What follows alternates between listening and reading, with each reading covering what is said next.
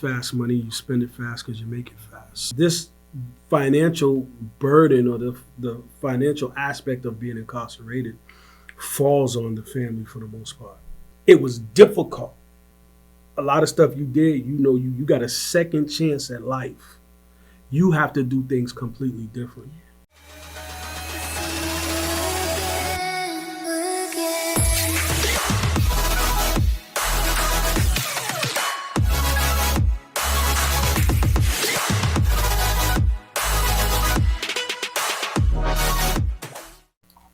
Sup, y'all? Welcome to Seamless Money Secrets. As y'all know, I'm Janae. I am the owner, founder of Financial Therapy LLC. You see the sign in the back right here. The reason for this podcast is because everybody's story with money is important. And today, I have the honor and privilege of speaking to some amazing energies. I met this young man at Building Black Wealth Expo for BECMA. Those who don't know who BECMA is, it's the Black Economic Council for Massachusetts. I love how they took the conversation and brought it to Boston on a bigger scale. And his story touched me, and I know it's going to touch you guys. Also with us is his significant other, wifey, boo thing, everything. Maddie for the win. I'm just meeting her today, but I don't know. I've been wanting to meet her. I don't know. She has great energy. Even over the phone, hearing her speak, like, I'm a big energy person. I can tell she has a pure soul, great heart, logical. She wants everything to make sense. I'm just like that too. So I'm gonna let them introduce themselves, and then we're gonna get into the topic of discussion, which is, what is your money story? You wanna go first? Ladies first, always. So I'm Maddie, as she stated, Stephen Pina's lady. So I'm Pina's lady. If you ever, that's my hashtag, Pina's lady. Yeah, we've been on this journey a little over a year. So yeah. And I'm Stephen Pina. Stephen Pina, name so nice you got to say it twice. Okay. No, but I usually introduce myself in settings like this as Commonwealth versus Steve Pina. And the reason why I do that is because I'm free, but I'm still fighting. In 1996, I was sentenced to life without the possibility of parole for a homicide that I did not commit. I came home March 9th of 2022 on what they call a motion to stay, and I served 28 years. So that's who I am. And as Janae say, we met at we're going to say Black Expo. That's literally what I was thinking. Yeah, Black so, Expo. Perfectly put. And she does financial therapy, and I was curious. So I think back, I wasn't good with money because at that time I was getting fast money. As I got older and came out the house, it was fast money. And fast money, you spend it fast because you make it fast. So, it wasn't important to, What's like, your thought process with that? Like, was it, I can make this back? Yeah. So it was like, I realized later on when I actually had a job, the difference in the fast money opposed to working for your money. You were more, conscious about how you spent it. But along with, work money, I still had fast money. So it was, one of those things. So you had a legitimate job, but you were still. Yeah, I was a car salesman. So I sold cars for a little while. I guess at the end of the day, Explains your gift again. I'm a hustler. Well, who? What gift again? I'm at the end of the day, I'm a hustler. And that was it. And I remember I ended up selling cars because I went in and talked to look at a car and talk to the sales manager. And when me and him was talking, he was at the end. He was like, "Yo, you ever sell cars before? I'm like, no. He said, man, you need to look into that. So I ended up selling cars, which was made pretty good money, but still, side hustle. So what I heard, for that, thank you for sharing that, was, and correct me if I'm wrong, just summing it up, is you didn't need for anything while being the only child to your mom, because she always made sure she provided and gave you things, not only that you needed, but the things that you wanted as well. She fought hard to do that. And you were understanding as a child to be like, okay, my mom's working, but I know she's working to give me all the things that I want. But then when you got into the fast money pull, it was more so because you wanted more money? I think it was just seeing the kids in the neighborhood, the guys in the neighborhood with nice cars. You know what I'm saying? And I wanted a nice car. At some point at 17, I ended up 17, 18 with a BMW. So, it wasn't brand new, but it was a BMW. So I think that was part of what that was. What made you want a BMW? That is probably my favorite car. My dream car is a BMW M5. I like the 6 Series, which I think started from watching probably before your time, Spencer for Hire. There was a black dude on there, bald-headed dude named Hawk, and he had a white 635 BMW. And I fell in love with that thing, and I was like, yo, I gotta have a Beamer. So it wasn't about it being like a luxurious thing. You didn't look at it as luxury. You just looked at it like, I just have this attachment to this thing, and I want it. Well, I knew it was like, if you had this, it was prestige too. You wanted people in the neighborhood to, the guys in the neighborhood to be like, okay, yeah, you got the Beamer. You know what I'm saying? So I knew that Beamers and Mercedes and Maseratis, those were luxurious cars. If you had those, it gave you a little, status. You know what I mean? So. Okay. And okay, so you was fine financially, I would say. I was okay. So this is all before. Yeah. Went down. Before everything. How old were you when you went in? 25. 1993. You know what I'm saying? So, I think at some point at the time my girlfriend was pregnant, and it was like, my dad said it's either like, yo, you can't be in the streets, you're about to have a child. You got to decide what you're gonna do. And I guess at that point I decided to change and not be the fast life. Ended up moving to Atlanta, so trying to start all over there, which was hard, but struggled for a while, but it was cool. Okay. So now you're in. So you had to go in 28 years of your life where you're not having to focus on money anymore, and as like you were, because the accessibility isn't available to you. You gotta survive differently. Yeah. And then you come out. 28 years is a long time, and then this is when you come into the picture, Maddie, because on a mental health level, right? Because he has expressed to me that, I don't know if it's okay if I say it.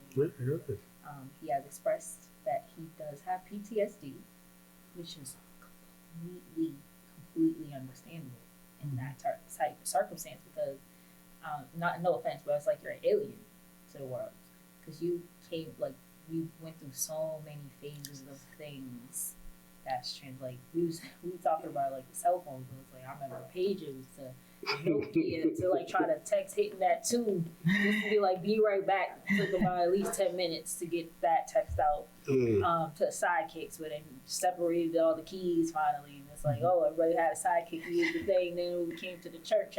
So we went through all these phases, and you weren't privy to all of these things. And then to come out and be where you're at in terms of your business being in place and you talking to network, your network game is exceptional.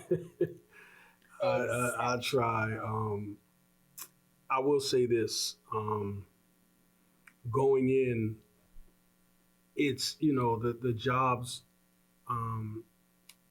in the Department of Corrections are limited and the pay is terrible. So there were jobs I had $1 a day. And if you're a lifer, which I was because I was sentenced to life without parole, your money usually goes on one side. So if you're not a lifer, you have a savings and a personal. So you're making $1 a day. Most jobs are 5 days. You may get a job that's a 7-day job. So each week you're getting split $350 on one side, $350 on the other.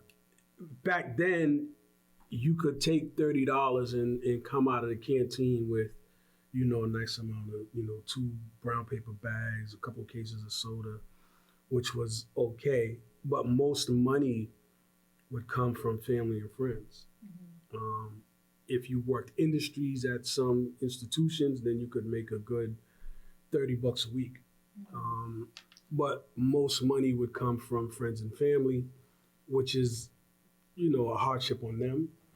So I know with me, for years I worked in industry, so I was able to, accumulate money. But, sometimes you like, man, I want all my money, because you could split it. As a lifer, you could ask them to split your money so it goes and you save. But I always wanted mine. I wanted mine there to have access to it. But as the years went on, things changes. Canteen prices go up because now it becomes a monopoly. Company takes over and they're selling you everything: food, sneakers, socks, underwear. At some point you could have your family send those things. But then it changed where it was just DOC had it, whatever their price was, you had to pay. DOC is Department. Yeah, Department of Correction. We'll say Department of Corruption. But yeah, so it became not a burden for me financially, but a burden for my mom. Because, your mother's going to make sure you got everything you need. Mm-hmm. And she worked me into her budget every time she would get paid. And I would have to figure out, okay, I need money for the phone. I need money for canteen. If I needed clothes, I had to, so I would just figure it out and try to maneuver how to, And the phones were important for you. Yeah, and really important. and the phone calls, the cost of that is crazy. So this financial burden or the financial aspect of being incarcerated falls on the family for the most part. You know what I'm saying? But you have to manage it, but as does so many things that we do. We never really think about our decision-making processes and how it can affect us financially. Mm-hmm. And then I want to ask Maddie, for you, right? He's dealing with something already because he has to come out, relearn the world, like being a baby, and you're there to be that backbone to support him through that. So I ask you, how are you handling it on your mental health status? Do you know your triggers? Handling if he's feeling anxious about something, and can you tell? Do you know are you patient? Is it does it stir up a lot of arguments? Because you said about a year? Yeah, a little bit over a year, yeah. So does it stir up a lot of arguments? I am learning Stephen and still learning him. Mm-hmm. But for the most part, he's vocal, as you can see. He's very vocal, so he doesn't have a problem expressing when he's anxious or when when he does get into that space, you know, I'm like, okay, it's gonna be okay. You know, if he needs to step away, go ahead. You know, recently we had a situation where we went to Market Basket, Oh, and they it stress me out. and it was, for whatever reason, it was just a lot of people there, more than normal. It was just a lot of people, and you know, it was like people bumping into each other, whatever, and someone, I don't know if it bumped him or bumped me, or Me. and he was just like, excuse me, and I saw it, I heard it, and I was like, babe, he's like, I gotta get out, and I said, go, I'll finish this. You know, we were doing shopping for his mom, and I was like, I got this, you know. He's like, when you get to the register, let me know, you know, because he's coming up to, and I said, that's not a problem, just go breathe or whatever. So I think for the most part, I just try to be supportive to him when he's in those. But it took a little bit of time. Like, there'd be times where he'll get into his space or his head, and I want to know what's wrong. I want to know what's wrong because something I can tell, like I can hear it in his voice, his face. The thing with Steven, he can't hide it even if he wanted to. And it took a little bit to understand. You know, one thing that Steven and I do often is we debrief. So he may be in a space that he may not even understand why he's that way, but we always circle back and we debrief about it and we'll talk about it. Same thing goes for me with him. You know, so we've practiced that for a while now, and same with tones and things. We came up with this saying, Your tone is not conducive to this relationship. Oh, wow. And what it does is, for me, it That's deep. it stops me in my tracks to think about I'm talking to her like I'll be talking to somebody inside.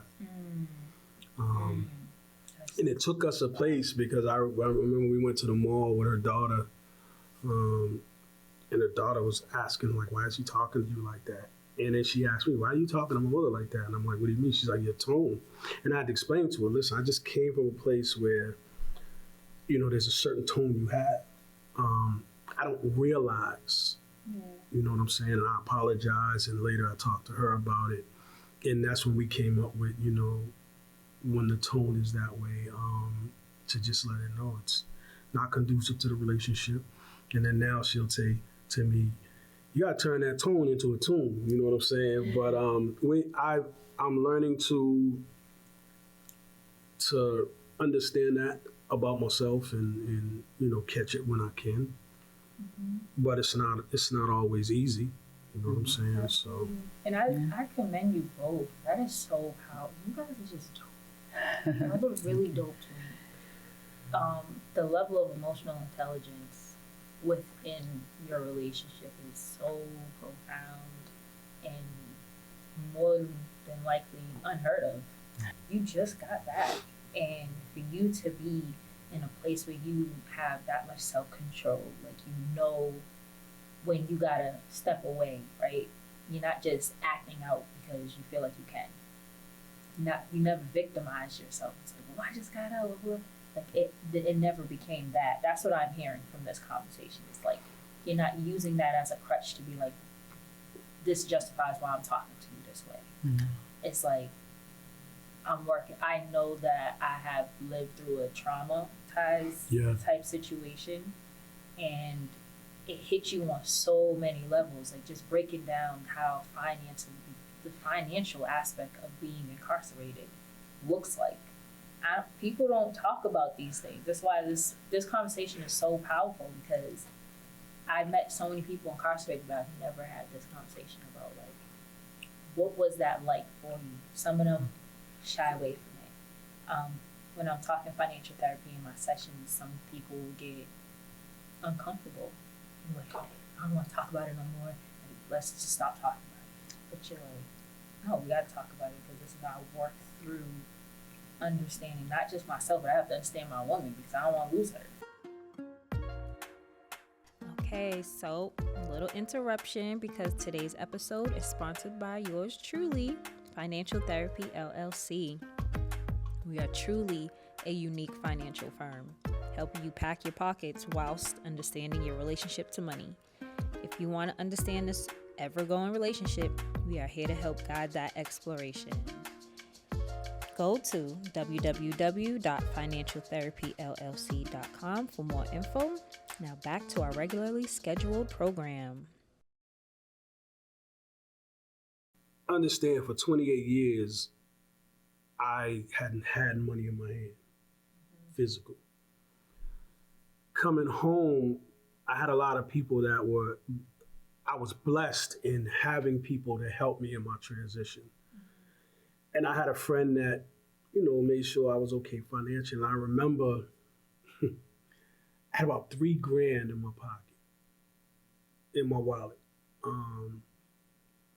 And none of my friends would let me spend money. So I had this $3,000 and people were like, yo, why are you walking around with all this money on you? I was like, man, listen, I ain't had money in 28 years, man. I just want to be able to have it to be able to look at as they say, big face $100 bill. Mm-hmm. Money even looked different. Mm-hmm. So I got this $3,000 in my pocket, and it's people are like, yo, put that in the bank. I'm like, man, I don't bank. I don't know about this. I ain't trying to get into that. Mm-hmm. And I learned later, but there were two things when I came home that I was adamant about. One was building my credit, because when I went in, my credit was terrible. Mm-hmm. It was just terrible. So one was building my credit. The other was to, I guess, have a business. And I built my credit at one point to be 741. Not knowing really having financial guidance. Mm-hmm. But I knew what I did before, that I couldn't do again. And I guess that's how I came out, okay, a lot of stuff you did, you got a second chance at life.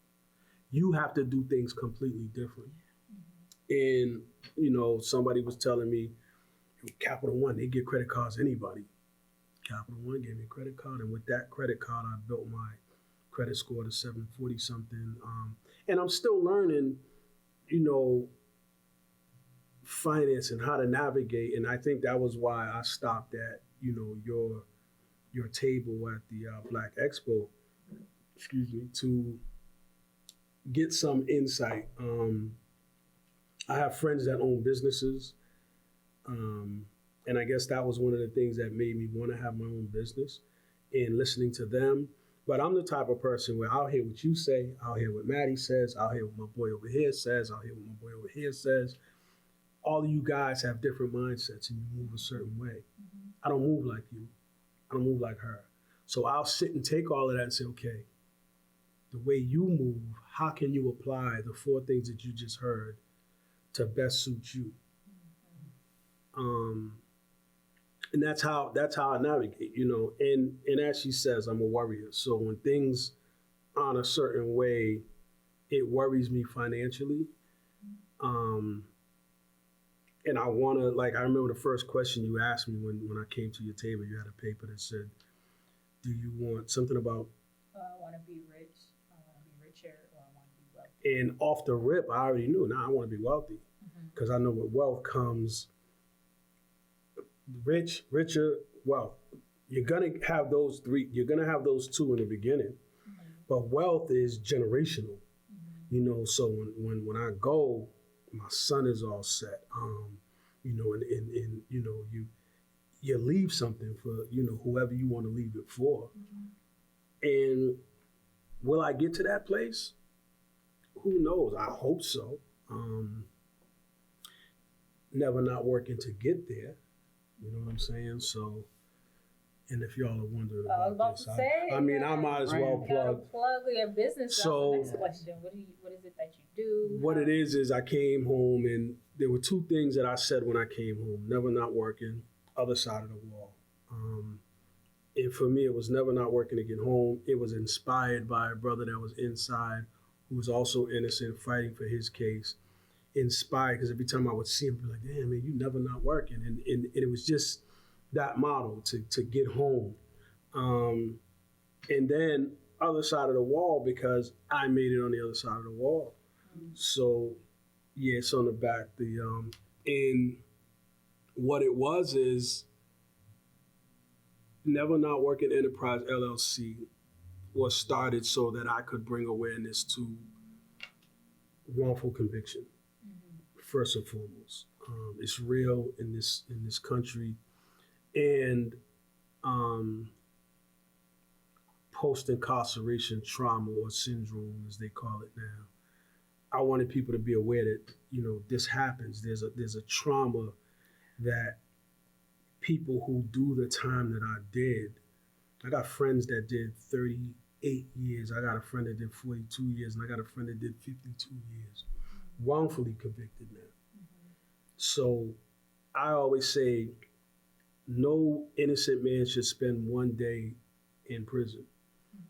And then you look at me and you look at my friends, and any given time they'll have three of us together, and the time will add up to 100 years of wrongful conviction. So my business is about bringing awareness through apparel. I want people, like when I came home, I would run into my boys and I'd see them and give them a hug and whisper in their ear, yo, we made it on the other side of the wall. I'd post take a picture, post it, other side of the wall. And for me, it was, we made it through the incarceration.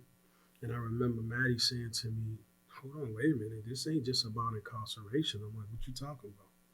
She said, babe, there's people on the other side of the wall of addiction, homelessness, depression, sexual assault, and just trauma in general. And seeing my friends with these businesses, I was like, damn, man, y'all got busy. Y'all don't bounce back. So it became other side of the wall, hashtag other side of the wall, we bounce back. So it was like, don't count us out because we did time. Don't count me out because I suffer from depression. Don't count me out because I'm homeless. Don't count me out because I'm an addict. Don't count me out because I was sexually assaulted. You know what I'm saying? Those type of, and everybody has been behind some kind of wall. And if you're working towards, or you've made it on the other side of that wall, then you've bounced back. There's a positive part of that. And then never not working just applies to everything. Like it didn't start out to be the way it has picked up with the never not working. But for me, it was, I'm never not working to get back to some normalcy.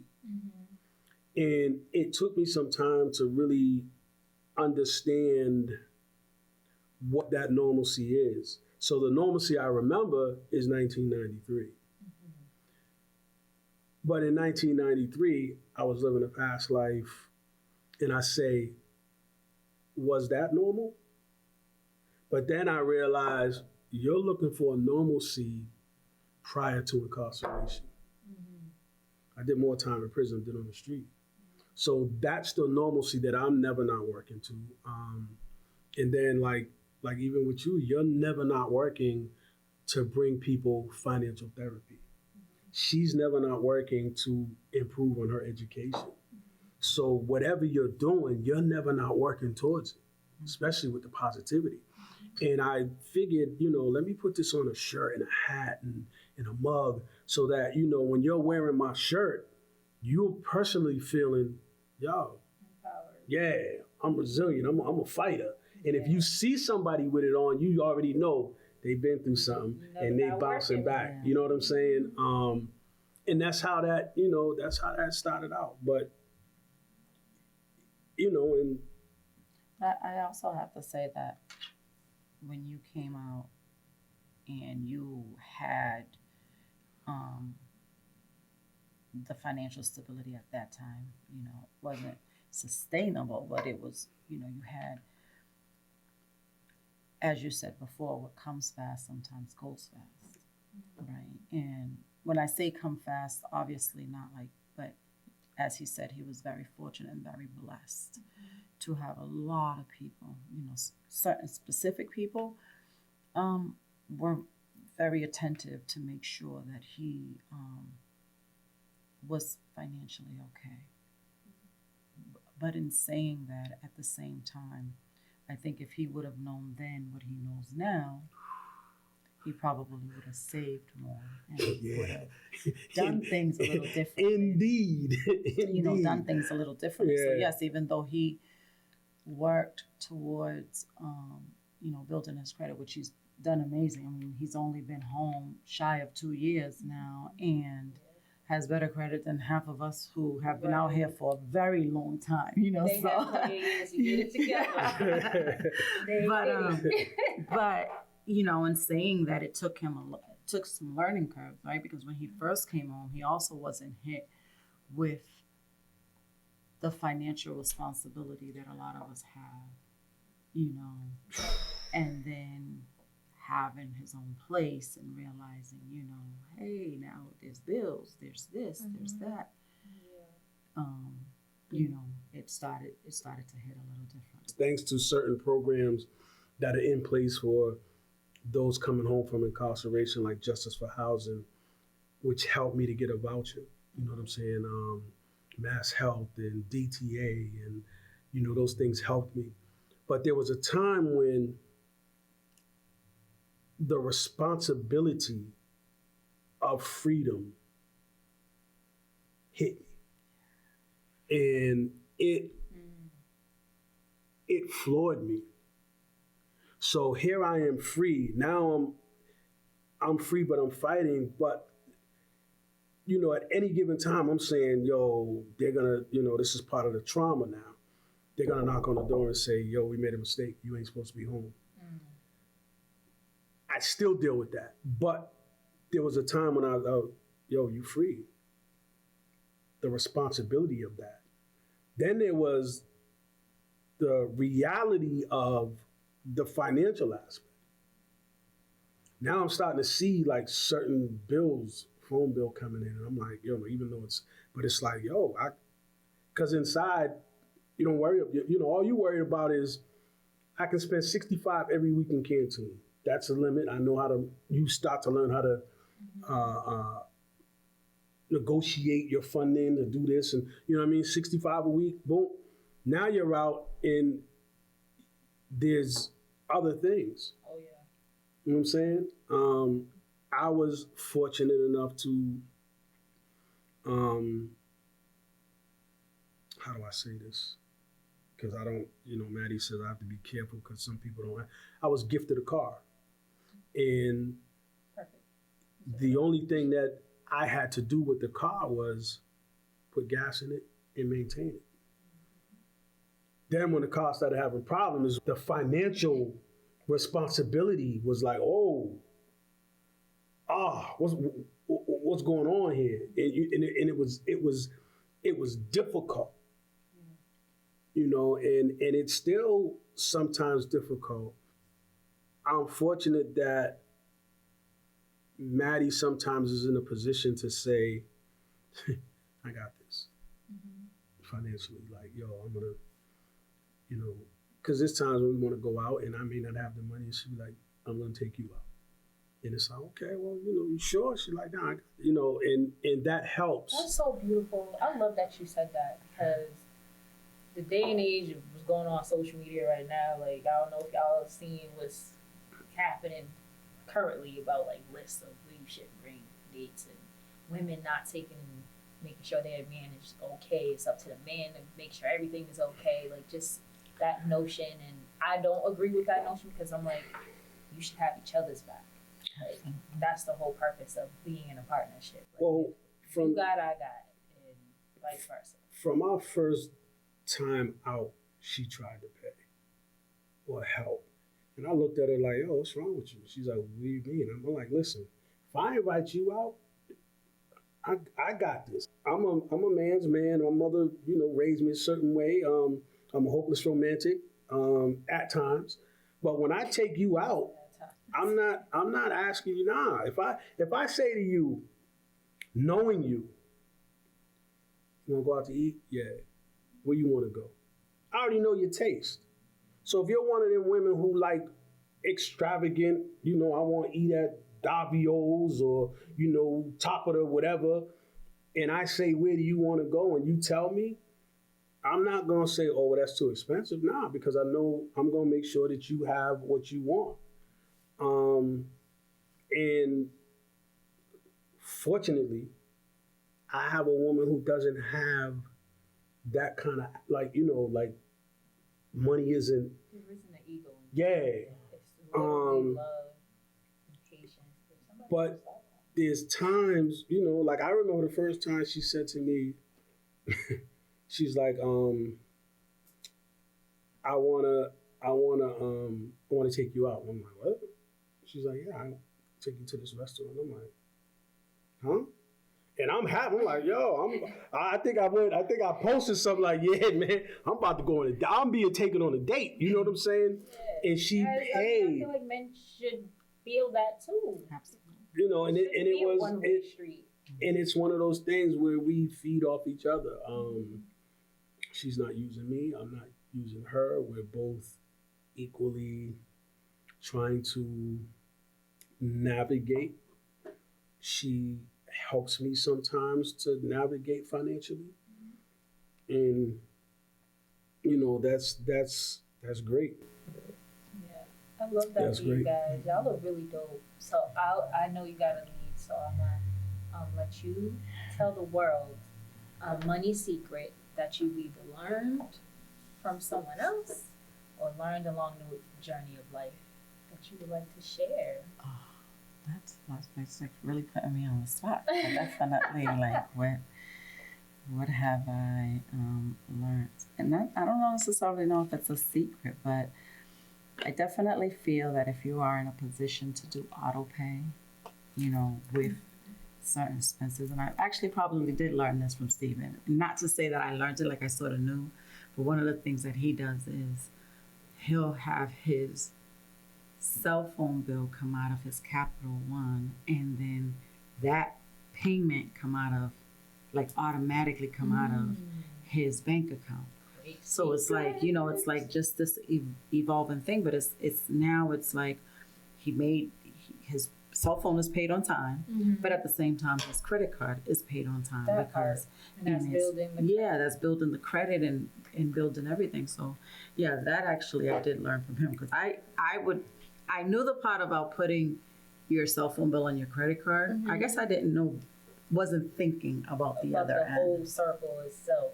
I love that's really And that's I a got great that. secret. I got that from a friend of mine named Ty, Yes, you did. who I was always impressed with her because at 19 she owned houses. At 19. So when I told her I'm getting this credit card, she says, this is what you do. You use that credit card to pay your phone bill. And you use your bank account to pay the credit card. And that's what she said it'll be. And that gives you that on-time payment. That's all you use that credit card for. Yo, And I did. that's powerful. We're tired. We'll get her on the show. You had to get tired of the show. And then it was, from time to time, use it for something else. But you only use the 30%. You know what I'm saying? And I kept it at that for a while. Now I've gone over a little 35. The score has dropped, and it's dropped due to, not knowing. Instead of asking for an increase on my Capital One, just get another Capital One credit card. So I went, because I'm getting all these hits. Oh, you're perfect for this and this and this, this, that, and the other. And I go into Capital One. I'm like, yo, why you guys keep telling me this is because you could get approved? I said, I don't want another credit card. I just want to increase my credit line. Did that, hit the score. I realized then that I should have just gotten another credit card, which I ended up things doing. they don't tell you. Yeah, which I ended up doing, which gave me another hit because of the inquiry. So it dropped it. But I do realize that, okay, in a couple months, it'll go up as long as I keep paying the way I've been paying. And, so it's still at good, but I want it to be excellent. But I took your question. I didn't love. have a No, question. she answered it. That was the money secret. Yeah. That was a great money secret because I've never heard it put that way. Mhm. So thank you for being you. Thank you for joining in on this Thank you for conversation. having me. And I would love for you to tell the world a money secret that you've learned, either from someone else outside of what Maddie just shared. I'd have to say, just making sure things are done on time. You have to pay attention to it. One of my homegirls came home after doing 32 years, and she had no credit, and I took her right to Capital One, and they gave her the secured credit card, and she is building her credit. You know what I'm saying? So, I guess the secret would be To the people. Capital One, Capital One. because they, for some reason, will give people a shot at credit with no credit. Right. Capital One is not sponsoring this podcast at all, but I will be reaching out because first of all, this is knowledge, and it's great knowledge, so I appreciate that. And yeah, so that was it. I appreciate you having me on, and my lady. Not only do people need mental health therapy, but like you say, people do need, and let's broaden that way, people do need financial therapy. And it's important. I'm learning financial therapy. I'm learning what it is and how it is to balance certain things. It's difficult. So I'm glad we connected, Yes. on that. And Well, I'm always in your life, so I'm so grateful for your message today. I cannot wait for the world to hear your story. the And world. The world's about to hear it, man. I'm telling you, we're about to take over the world, Pinky. Okay, that sounds good to me. Sounds good to me. We're gonna put this on blast because you never know whose ears is gonna come across this, who is involved in the same mission, and it starts somewhere, and I think that's where a lot of us have to understand. Even with money, right? When I'm sitting with people, we have to start somewhere, right? You might have started somewhere already and was hurt, but that don't mean that the pain's gonna last forever. You just have to be open to hearing it. And I love how you said, I'll listen to this person, and then bottle it up inside of how's this gonna work for me? Right. Because you are your own person. So And if you've been through something and you going through something and you making it over that wall, hit me up on the Instagram and get your shirt, man. Get your never not working shirt, because you never not working at something. until next time.